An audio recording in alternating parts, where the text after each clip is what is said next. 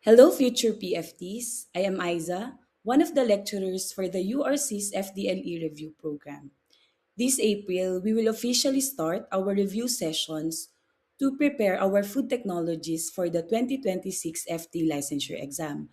Pero bago yung aming official start, allow me to share with you some tips, our review approach, and overview of some of the topics that will be discussed specifically for the food packaging and labeling part. For our review materials, we base the content on the table of specifications set by the PRB of Food Technology. So ito yung document na pwede nyong balik-balikan anytime if gusto nyong i-check kung alin pa ba yung mga topics na kailangan yung pagduunan ng pansin during the review. Kung confident na kayo dun sa ibang topics, then better if mag-focus naman kayo dun sa ibang areas na kailangan pa ng improvement. Kasi reminder lang guys sa atin na to pass the licensure exam, kailangan nating makakuha ng at least 75% in each subject or main topic. So sa exam natin, meron tayong four na major subjects. Food packaging and labeling is a subtopic under food processing, preservation, and food engineering. Second day siya ng exam, AM session. And as per our TOS, merong 13 items allotted dito. So, ito yung magiging guide nyo, itong nakapresent na mga expected outcomes, ito yung magiging guide nyo kung ano ba dapat yung aaralin nyo under food packaging and labeling.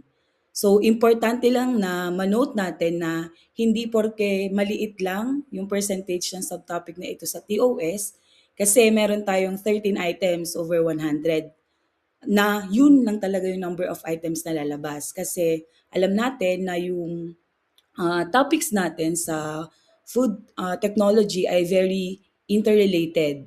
So possible na during review natin, during food packaging and labeling, may mga madiscuss tayo na pwedeng lumabas sa exam ng ibang subjects. For example, sa food laws, pwede rin siya lumabas sa environmental sustainability or sa food processing. Kasi nga, malawak talaga yung scope nito, especially if pagbabasihan natin yung mga expected outcomes natin na naka-indicate sa TOS.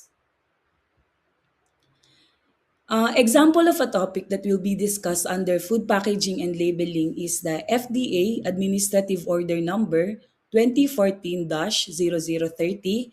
So this is also known as the Revised Rules and Regulations Governing the Labeling of Prepackaged Food Products. So importante itong document na ito kasi dito ini-emphasize na packaging and labeling are interconnected.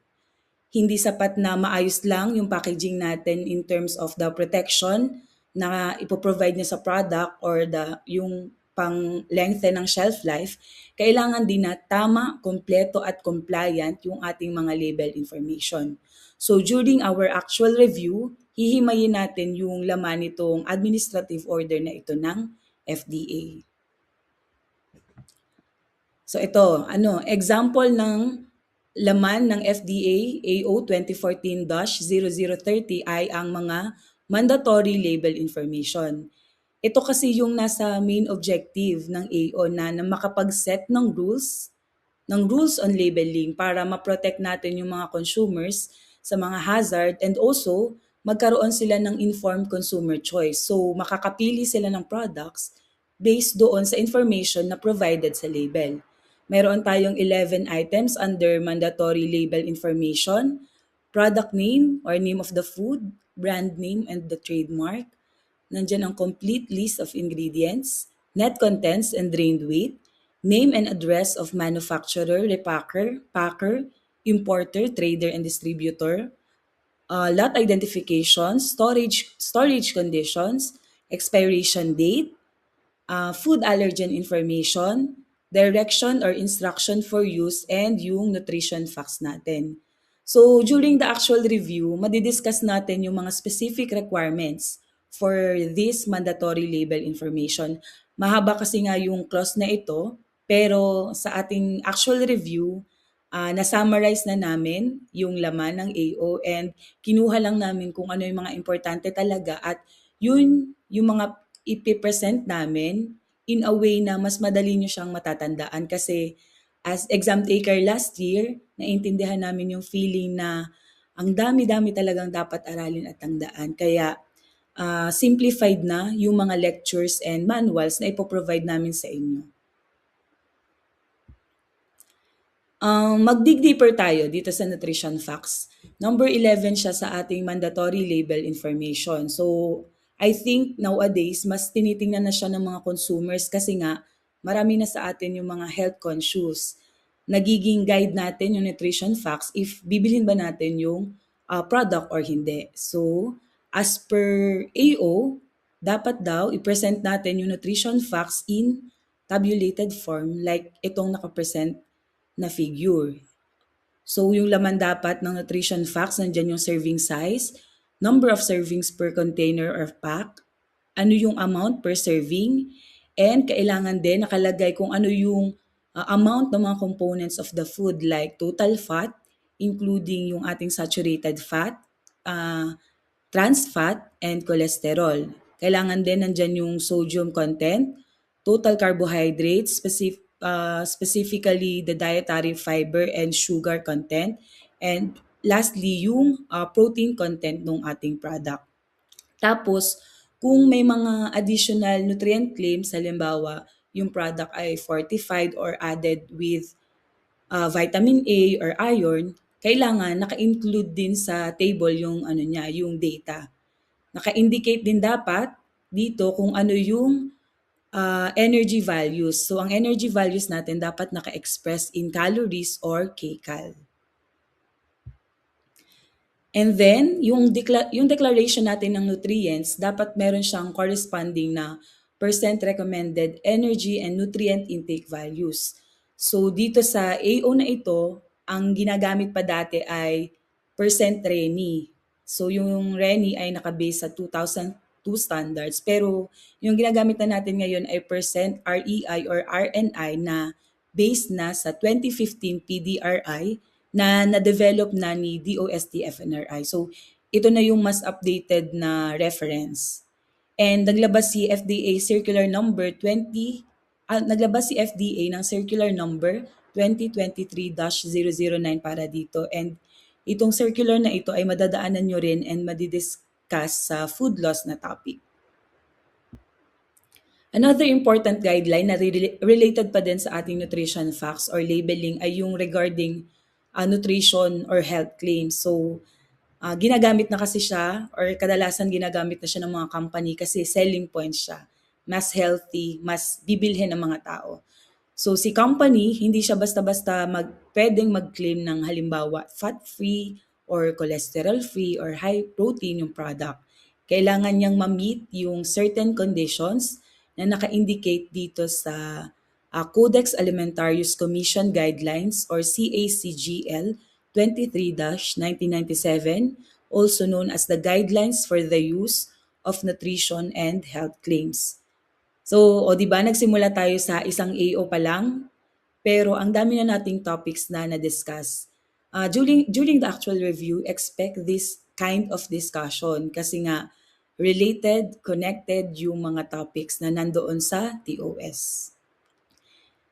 So after ng discussion of each topics, magkakaroon tayo ng mga questions para matest natin yung understanding and also ma-prepare niya tayo para sa mismong exam. So for this time, nag-prepare ako ng 2 questions lang. So based lang naman ito doon sa mga topics na na-discuss ko kaya I think kayang-kaya natin itong sagutan.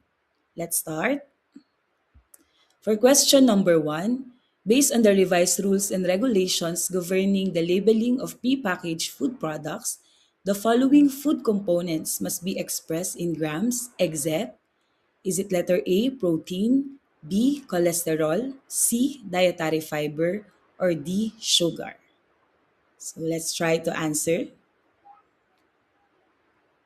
So alin daw dyan ang food components na hindi in-express in grams? The answer is letter B, cholesterol. So ano ba yung basis natin dito? balikan natin yung nutrition facts table. Doon sa table natin, naka-indicate kung ano dapat yung unit ng mga food components pag ilalagay natin kung ano yung values niya. So, sa questions kasi, ang sabi, the following components must be expressed in grams. So, yung mga components daw na ito ay i-express in grams maliban sa, so, si protein ba naka-grams? Check. Si dietary fiber ba naka-grams? Check. Si sugar ba naka-grams? Check. So, pag titingnan natin si cholesterol, hindi siya naka-grams. But, dapat i-express siya in milligrams. So, yung mga ganitong bagay, kailangan din nating matandaan kasi lumalabas din talaga siya sa exam. Okay, next question. Question number 2. According to CAC-GL 23-1997, which condition would support the fat-free nutrient claim of a certain product? Is it letter A, 3 grams per 100 grams, letter B, 1.5 grams per 100 grams, C, 0.75 grams per 100 grams, D, 0.5 grams per 100 grams. So, kailan ka daw magke-claim na fat-free yung iyong product? So the answer is letter D, 0.5 grams per 100 grams. Kasi ang basis naman natin dito ay yung table na pinresent ko under CACGL 23-1997. So tingnan natin doon sa component ng fat, naka-indicate na pag free daw yung claim mo, dapat ang iyong condition ay not more than 0.5 grams per 100 grams pag solid siya or 0.5 grams per 100 ml pag liquid siya. So, ito, kailangan din itong tandaan kasi possible na lumabas din talaga siya sa exam. And so, that's it everyone. Medyo bitin siya, but I hope it gave you a clearer overview of what to expect and how we will approach the 2026 FTLE review. Hindi magiging madali itong journey nyo in getting that license, pero maaasahan nyo kaming samahan kayo in every step of the way. Magkita-kita tayo this April for a detailed and more focused review. Himayin natin yung mga topics, mag-practice tayo ng pagsagot ng mga questions, and uunti-untiin nating buuin yung confidence nyo na i-take yung exam at maging isang professional food technologist this year. So, ayun lang guys. Thank you. See you.